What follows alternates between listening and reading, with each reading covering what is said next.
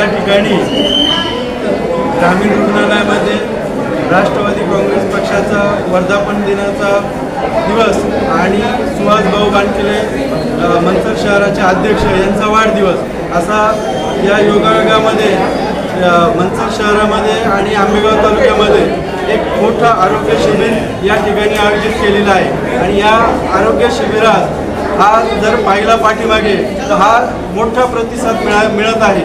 या आरोग्य शिबिरामुळे मुलांना लोकांना त्याचा फायदा होणार आहे आणि हेच सुहास भाऊंनी लक्षात घेऊन गोरगरिबांना मदत करण्यासाठी नेहमी ते पुढे असतात। या सुहास भाऊंची कारकीर्द अशी आहे की पहिल्यापासून समाजाशी एक काम करण्याची एक उमेद आहे आणि त्यांनी सुरुवातीच्या काळामध्ये बजरंग दल असेल, दहीहंडीचा प्रोग्राम असेल, यात्रा असेल, अमरनाथ यात्रा असेल,